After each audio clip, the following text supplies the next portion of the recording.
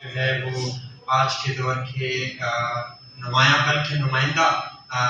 نقاد ہیں، اور آپ اگر ادبی منظرنامے پر نظر ڈالیں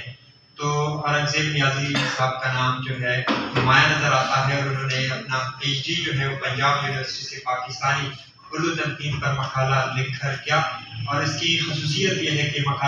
اس مقالے کی کئی ایڈیشنز چھپ چکے ہیں، اور میری خوش قسمتی ہے کہ آج انہوں نے مجھے وہ کتاب دے دی ہے۔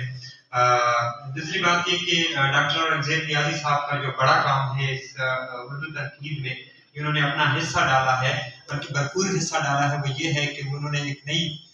جو جہت ہے یا ایک نیا زاویہ متعارف کرایا، وہ ہے ماحولیات کے حوالے سے۔ ماحولیاتی تنقید نظریہ اور عمل کے نام سے انہوں نے جو مجموعہ دیا، اس سے ایک نئی بحث بھی آ گئی، نیا نظریہ بھی آ گیا، اور اس سمت جو ہے کام بھی شروع ہوا۔ اب جب ہم ہمارے آج کے صاحب صدارت ڈاکٹر اسحاق وردگ کے مجموعے کو بھی دیکھتے ہیں تو ہماری نظر میں ڈاکٹر اورنگزیب نیازی صاحب کا نظریہ ہوتا ہے، اور ہم جب ان کا یہ شعر پڑھتے ہیں، باغات میرے شہر کے اس دکھ سے مریں گے، باغات میرے شہر کے اس دکھ سے مریں گے،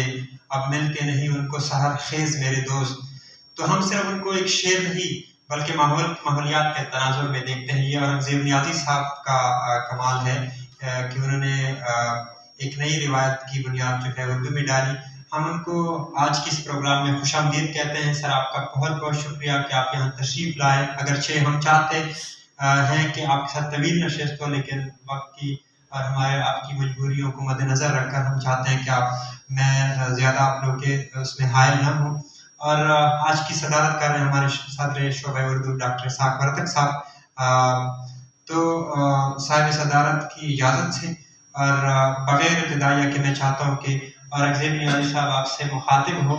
اور اپنے خیالات کا اظہار کریں۔ آپ سب کی بھرپور استقبال میں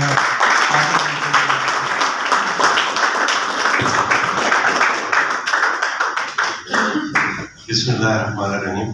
جناب ڈاکٹر اسحاق وردگ صاحب، ڈاکٹر سید زبیر شاہ صاحب، ڈاکٹر قدرت اللہ خٹک صاحب، ڈاکٹر شہاب عزیز صاحب، میں آپ سب کا شکر گزار ہوں کہ آپ نے مجھے موقع دیا، دعوت دی کہ میں یہاں کچھ باتیں آپ بچوں سے کر سکوں، اور سب سے زیادہ آپ بچوں کا شکریہ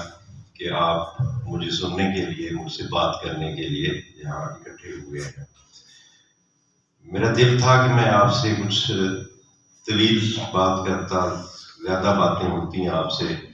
لیکن اتفاق سے آج مجھے ابھی کانفرنس میں جانا ہے اور انہوں نے تھوڑا سا شیڈول بھی تبدیل کر لیا، اس لیے وقت بہت کم ہے۔ مجھے اسٹوڈنٹ سے، بچوں سے باتیں کرنا اچھا لگتا ہے۔ میں اس لیے کوئی تقریر نہیں کروں گا، آپ کو کوئی لیکچر نہیں دوں گا۔ مجھے کہا گیا ہے کہ میں ادب اور ماحولیات پہ کچھ باتیں کروں، کچھ آپ سے شیئر کروں، اپنے تجربات اور اپنے مطالعات کو شیئر کروں، تو میں چند باتیں صرف آپ کے گوش گزار کر کے آپ سے اجازت بھی چاہوں گا۔ جہاں تک ادب اور ماحولیات کا تعلق ہے، انسان کا فطرت کے ساتھ اور ماحول کے ساتھ رشتہ بہت پرانا ہے۔ ایک زمانہ تھا جب انسان، جانور، پرندے اور فطرت کے دوسرے مظاہر اس زمین پر مل جل کر رہا کرتے تھے، اور ان کے درمیان کوئی ایسی تفریق تھی بھی نہیں۔ ایسے معاشروں کو اینیمسٹک معاشرے کہا جاتا تھا۔ یہ جانور، پرندے ہمارے سے مراد انسان ہے، انسان کے گھروں کے ایک فرد کی طرح، ایک باشندے کی طرح ہوا کرتے تھے۔ بدقسمتی سے اب ایسا نہیں ہے، لیکن کہیں نہ کہیں میں باتیں ہی کروں گا میں چند آپ سے، کہیں نہ کہیں اب بھی یہ چیز ہمیں کہیں نہ کہیں نظر آ جاتی ہے۔ پچھلے دنوں میں پڑھ رہا تھا کہ انڈیا میں ایک گاؤں ہے جہاں پہ درخت لڑکیوں کے بھائی ہوتے ہیں۔ دلچسپ بات ہے نا، عجیب سا لگتا ہے جب لڑکیوں کے بھائی ہوتے ہیں۔ ہوا کیا کہ ایک لڑکی پیدا ہوئی، کافی اپنے والدین کے ہاں اکلوتی تھی، اور کافی عرصے کے بعد پیدا ہوئی۔ اس سے پہلے اس کے جتنے بہن بھائی پیدا ہوتے تھے بچے، وہ فوت ہو جاتے تھے۔ تو جب بچی پیدا ہوئی تو اس کے والدین نے اس کے نام پہ ایک درخت لگایا، اور یہ کہا کہ یہ درخت جو ہے یہ اس بچی کا بھائی ہے۔ اب اس کے بعد اس گاؤں کے اندر یہ رواج چل پڑا کہ جو بھی لڑکی پیدا ہوتی ہے اس کے نام پہ ایک یا ایک سے زیادہ درخت لگائے جاتے ہیں، اور وہ درخت ساری عمر کے لیے ان کے بھائی تصور ہوتے ہیں، اور وہ اس کو اس کی باقاعدہ راکھی باندھتے ہیں. ان درختوں کو لڑکیاں راکھی باندھتی ہیں اور ساری عمر ان کے ساتھ اسی طرح کا رشتہ رکھتی ہیں جیسے سگے بھائی کے ساتھ رکھا جاتا ہے. تو یہ ایک تعلق انسان کا فطرت کے ساتھ ہمیشہ سے موجود رہا ہے. خرابی کہاں ہوئی؟ اچانک کہیں 15ویں صدی میں جب یہ روشن خیالی کی تحریکیں وغیرہ یورپ میں چل رہی تھیں اور کچھ فلسفی ایسے آئے، ڈیکارٹ جیسے فلسفی جنہوں نے کہا کہ حیوانات تو بے جان مشینیں ہیں اور بیکار ہیں اور ان کا کوئی کردار نہیں ہے ہمارے معاشرے میں. اور جہاں پہ انسان کو پہلی دفعہ بذام خود، اسے میں کہتا ہوں، یعنی اپنے تئیں خود سے، یہ قدرت نے ایسا نہیں کہتا، خود سے انسان نے یہ طے کر لیا کہ میں اس زمین کا سب سے افضل اور سب سے برتر چیز میں ہی ہوں، اور باقی جتنی چیزیں ہیں اس فطرت کی، قدرت نے جتنی چیزیں بنائی ہیں وہ ان کا میں حاکم ہوں. حالانکہ جسے آپ اشرف المخلوقات کہتے ہیں، اشرف کا لفظی مطلب ہوتا ہے جسے شرف بخشا گیا ہو. کسی ایک کو شرف بخش دیتے نا، آپ پرنسپل ہیں کالج کے تو انہیں شرف بخشا گیا ہے. آپ کے گھر میں آپ کے والد ہیں تو وہ سب سے بڑے ہیں اور انہیں شرف بخشا گیا ہے کہ وہ آپ کے کسٹوڈین ہیں، سرپرست ہیں آپ کے. اور جو کسٹوڈین یا جو سرپرست ہوتا ہے اس کا کام دوسروں کو مارنا یا دوسروں کو قتل کرنا یا دوسروں پہ حکم چلانا نہیں ہوتا. کسٹوڈین کا مطلب کہ وہ ان کی حفاظت کرے گا،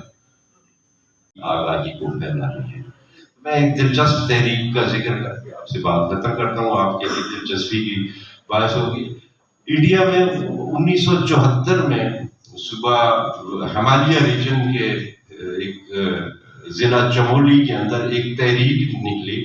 تحریک چلی، بڑی دلچسپ تحریک تھی. اس کا نام تھا چپکو تحریک. چپکنا سمجھتے ہیں نا؟ بندوں کو بھی کہہ دیتے ہیں یہ بڑا چپکو ہے، فلانا بڑا چپکو ہے. چپک جانا، کسی کے ساتھ چپک جانا. ہوا کیا کہ ایک جنگل کے اندر ٹھیکیداروں نے دیکھا کہ گاؤں کے مرد جو ہیں وہ سارے کے سارے کام سے کہیں دوسرے شہر میں گئے ہوئے ہیں، تو رات کو انہوں نے اپنی مشینری وغیرہ لے کے آئے اور درخت کاٹنا انہوں نے شروع کی جنگل کے اندر سے. اس گاؤں کی جتنی عورتیں تھیں ساری کی ساری عورتیں جا کے، وہ تصویر بھی مل جاتی ہے کیونکہ زیادہ پرانا نہیں ہے، 1974 کی بات ہے،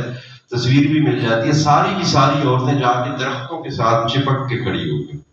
اور پوری رات 24 گھنٹے، ایک دن اور ایک رات وہ درختوں کے ساتھ چپک کے کھڑی رہی جب تک کہ ان کے مرد واپس نہیں آ گئے اور انہوں نے وہاں سے ان ٹھیکیداروں کو وہاں سے بھگا نہیں دیا. تو یہ تحریک اتنی متاثر ہوئی اور پورے ہمالیہ ریجن میں پھر پھیلتی چلی گئی، یہاں تک کہ اس وقت اندرا گاندھی تھی شاید انڈیا کی پرائم منسٹر، انہوں نے اگلے 10 سال کے لیے ہمالیہ ریجن میں درخت کاٹنے پہ پابندی لگا دی. تو آخر یہی کہ ہماری ذمہ داری ہے ادب کے ذریعے سے ہم پڑھیں لکھیں لیکن اپنے ماحول کو بچائیں. ہم دنیا کو اس وقت 2 بڑے خطرے، پوری دنیا کو بلکہ روئے زمین کو یا سیارہ زمین کو 2 بڑے خطرے لاحق ہیں. ایک ایٹمی جنگ کا جو اگر خدا نہ خواستہ شروع ہو گئی تو کچھ نہیں بچے گا، سب برباد ہو جائے گا، پوری زمین برباد ہو جائے گی، سارے نظریے، سارے عقیدے، ساری ٹیکنالوجی، ساری دولت، سب کچھ فنش. اور دوسرا جو خطرہ ہے جس کا ہمیں ادراک ہی نہیں ہے، ہم سوچتے ہی نہیں ہیں کہ یہ بھی کوئی خطرہ ہے کہ نہیں، وہ خطرہ ہے آپ کی اس گلوبل وارمنگ کا خطرہ ہے، آپ کی اس کلائمیٹ چینج کا خطرہ ہے. اسٹیفن ہاکنگ کہہ گئے ہیں کہ اگلے 600 سال میں اس زمین کا درجہ حرارت اتنا بڑھ جائے گا کہ یہ زمین انسان کے رہنے کے قابل نہیں رہے گی. ہمیں یہاں پہ اور سب سے بڑی بات یہ کہ اس اتنی وسیع کائنات میں، آپ جانتے ہیں کتنی بڑی کائنات ہے، کتنے سیارے، کتنے ستارے، کئی 100 نوری سال کے فاصلے پر سیارے موجود ہیں، اور یہ زمین تو ایک چھوٹا سا ذرہ ہے، اس سے کہیں بڑے سیارے اور ستارے اس زمین کے اوپر موجود ہیں. اس پوری کائنات میں انسان کا واحد قابل رہائش گھر، اس پوری اتنی بڑی کائنات کے اندر انسان کے لیے قابل رہائش واحد گھر صرف اور صرف زمین ہے. اس کے علاوہ ابھی تک کوئی ایسا سیارہ دریافت نہیں ہوا جہاں پہ انسان کے لیے زندگی کرنا ممکن ہو، اور انسان خود اپنے ہاتھوں سے اپنے ہی اس گھر کو برباد کر رہا ہے۔ تو سب سے بڑا کام جو ہم اپنے لیے کر سکتے ہیں، اپنے ارد گرد سے کسی نہ کسی طرح جہاں تک ممکن ہو ماحول کو صاف رکھیں اور درخت لگائیں۔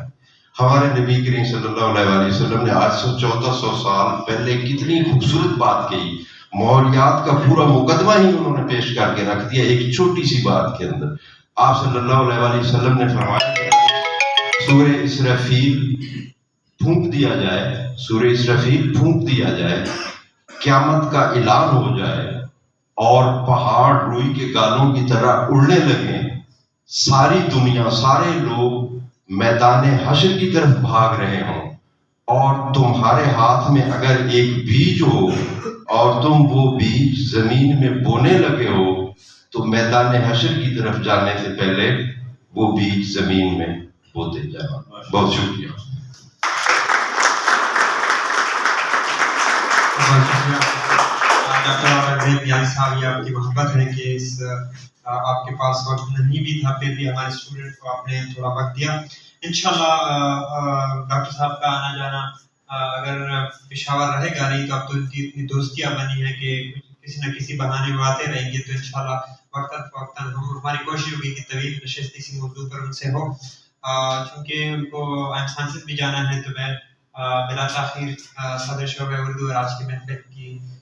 صدر محفل جناب اسحاق وردک صاحب سے ملتمس ہوں کہ وہ آئیں اور اپنے خیالات کا اظہار کریں۔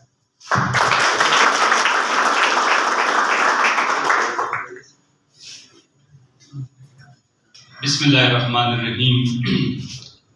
محترم ڈاکٹر اورنگزیب نیازی صاحب، ڈاکٹر شہاب ارمان عزیز صاحب، سید زبیر شاہ صاحب، قدرت اللہ خٹک صاحب اور عزیز طلبہ، آپ بہت خوش قسمت ہیں کہ آپ نے آج ایک نئے نظریے سے آگہی حاصل کی ہے، اور ڈاکٹر اورنگزیب نیازی صاحب جو ایک جدید تنقید کے بنیاد گزار ہیں، انہوں نے ایک نظریے کی آبیاری کے لیے اور ادب کو اور ادیبوں کو ان کا بھولا ہوا سبق یاد دلانے کے لیے ایک کتاب لکھی، اور اس کے بعد ان کا سلسلہ لیکچرز کی صورت میں جاری ہے۔ اور جہاں تک میں نے آج کی گفتگو سے جتنا کچھ سیکھا، اس کی سب سے بڑی، اگر میں اس کو دریا کو کوزے میں بند کرنا چاہوں، کہ اس سے پہلے تو ہم سمجھتے تھے کہ ادب تنقید حیات ہے، لیکن ڈاکٹر اورنگزیب نیازی صاحب کے اس نظریے کے بعد ہم یہ کہہ سکتے ہیں کہ ادب تنقید کائنات بھی ہے۔ تو اس نظریے میں آپ دیکھیے گا کہ جو فطرت ہے وہ اللہ تعالیٰ کی صفات کا ایک عکس ہے، اور ان صفات کے اس عکس کو زندہ رکھنا، اس کے ساتھ تعلق کو قائم رکھنا، آپ دیکھیے کہ ڈاکٹر صاحب نے جو سوالات اٹھائے، وہ سوالات اتنے بڑے سوالات ہیں کہ نہ صرف یہ انسانی زندگی، یہ سیارہ، بلکہ پوری کائنات جو ہے وہ ایک دوراہے پہ کھڑی ہے۔ اور وہ جو کسی نے پوچھا کہ جناب یہ تیسری جنگ عظیم میں کون سے ہتھیاروں سے یہ جنگ لڑی جائے گی، تو دانشور نے جواب دیا کہ مجھے علم تو نہیں